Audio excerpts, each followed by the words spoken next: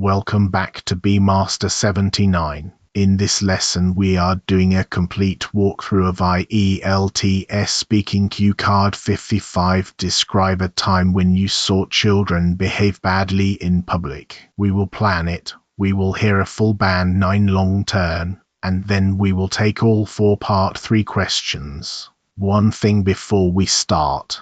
Band 9 here means our own assessment against the public ielts band descriptors. It is not a certified examiner score, and the candidate, Trang, is invented, and so is her story. Copy the technique, never copy the content. Here is the plan. First, how part 2 really works. Then the card itself, word for word. Then a 1-minute planning method you can use on any past event card. Then the full long turn, broken into 4 chunks. After that, part 3 4 questions, each with the thinking first and the answer second. And we finish with 2 language banks and the band descriptors. Part 2 first. The examiner gives you a card and a pencil. You get 1 minute to prepare, and you must use it. You then speak for 1 to 2 minutes, and the examiner will not interrupt you, which for many candidates is the hardest part.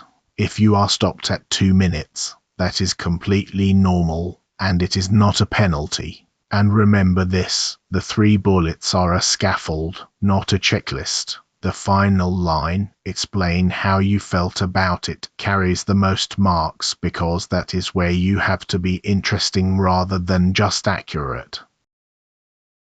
Here is the card exactly as it is printed. Describe a time when you saw children behave badly in public. You should say where it was, what the children were doing, and how others reacted to it, and explain how you felt about it. Read it twice before you write anything. Most weak answers are weak because the candidate answered a slightly different question. 2 quick things about the card itself, and we have left both exactly as printed rather than tidying them up. First, the card writes behavior with the American spelling in part 3, while the rest of the material is British. Either spelling is accepted in the exam. Just be consistent with yourself. Second, there is no bullet asking when it happened, which is unusual for a past event card. Say when it happened anyway. It is the cheapest way to show the examiner your past tenses.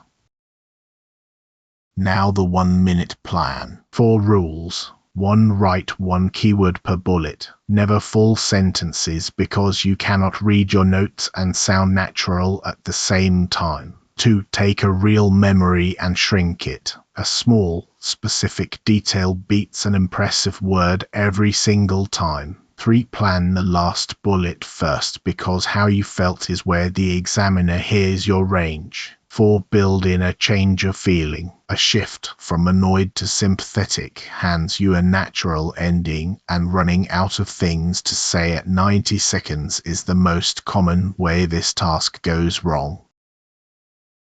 So here is the entire plan Trang wrote in her 1 minute 32 words in total. Where big supermarket, Saturday afternoon, absolutely packed. What 2 boys, about 6, refused sweets, floor and screaming, swept the shelf. Reactions, tutting, changed cue, kind older woman, mum mortified. Feelings, irritated, then sympathetic, more patient since. Notice the arrow in that last column. That arrow is the whole answer. Here is the full long turn. Listen for 3 things: the tenses she uses to tell the story, the everyday idioms that appear without being forced, and the way she keeps talking after the last bullet instead of stopping dead. We will play it in 4 chunks, 1 per bullet. I'd like to talk about something I witnessed a couple of months ago in a huge supermarket near my flat, one of those places where the checkout queue stretches on forever. It was a Saturday afternoon, so it was absolutely heaving with shoppers. I was waiting in line when I noticed two boys, maybe 6 or 7 years old, who had clearly reached the end of their patience. It started with them tugging at their mother's sleeve for sweets, but the moment she said no, things escalated dramatically. One of them threw himself on the floor and started screaming at the top of his lungs, and the other decided it would be a brilliant idea to sweep things off the shelf, packets of biscuits, chocolate bars, whatever he could reach. So within a minute there was a small avalanche of confectionery around their feet. The reaction was pretty mixed actually. A few shoppers tutted loudly and made a big show of moving to a different queue, and I overheard one man muttering about parents not disciplining their children anymore. But there were also two older women who were incredibly sympathetic. One of them crouched down and chatted away to the boy on the floor to distract him, which, to be fair, worked far better than anything else that afternoon. The mother herself looked completely mortified and kept apologizing to everyone within earshot. As for how I felt, my honest first reaction was irritation, because the noise was piercing and I just wanted to pay and get out. But that faded very quickly, and I ended up feeling genuinely sorry for the mother. She was clearly exhausted, juggling a full trolley and two overtired children, and it's terribly easy to judge from the outside when you're not the one dealing with it. If anything, it made me far more patient the next time I heard a child kicking off in public. That long turn ran to 325 words in 2 minutes and 1 second, which is just past the 2-minute mark, so in the exam you would be stopped a sentence early, and that is not a penalty. That is about 161 words a minute. That is the whole answer. Notice what she did not do. She did not announce her structure. She did not say firstly, secondly, thirdly, and she never repeated the words on the card back to the examiner. The story does the structuring for her. Before part 3, here is the language bank from the long turn. Learn these as whole phrases, not as single words, because the examiner is listening for whether the collocation is natural, not whether the word is rare.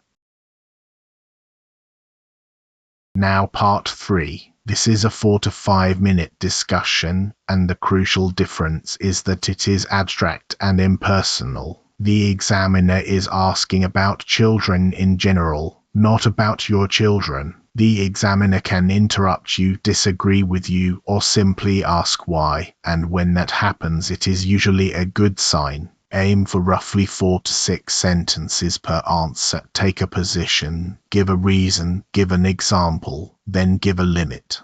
And remember, you are never marked on your opinion. You are marked on how you develop it. Part 3, Question 1. What bad behavior do children usually have? Do not just list. Categorize. Younger children, older children, and then something modern, and finish by saying why. I suppose the most common things are fairly minor, interrupting adults when they're talking, refusing to share toys, and a classic tantrum when they don't get their own way. With older children, you tend to see answering back and pushing boundaries, testing how far they can go before somebody stops them. And these days, a huge flashpoint is screen time. An awful lot of arguments seem to start the moment a parent tries to take a tablet away. I'd say most of it isn't malicious, though. Children simply haven't developed the self-control to regulate their emotions yet, so frustration comes out as shouting or sulking.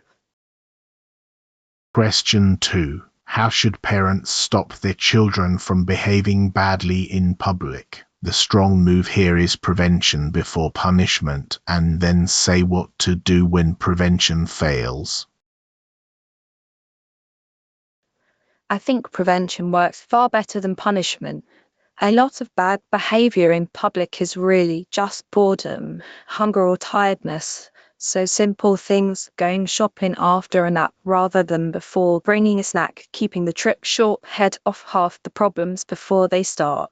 Beyond that, children respond well to knowing the rules in advance. If you explain what's expected before you walk into the shop, they're much less likely to test you inside it. And when something does go wrong, I'd argue that staying calm and removing the child from the situation is far more effective than shouting, because a public telling off usually just humiliates everyone involved, the parent included. Question 3. Are parents these days stricter than those in the past? This is a comparison question, so concede first and then complicate. Less strict about one thing, stricter about another. On the whole, I'd say they are considerably less strict, at least in terms of discipline. A generation ago, physical punishment was fairly routine and children were expected to be seen and not heard, whereas now the emphasis has shifted towards negotiation and explaining reasons. That said, I don't think it's as simple as parents going soft. In some respects, they are far stricter than their own parents were. They supervise their children much more closely, worry about safety constantly, and monitor things like diet and screen time in a way that would have seemed bizarre 30 years ago. So it's less a question of strictness declining and more a case of it being redirected. Question 4.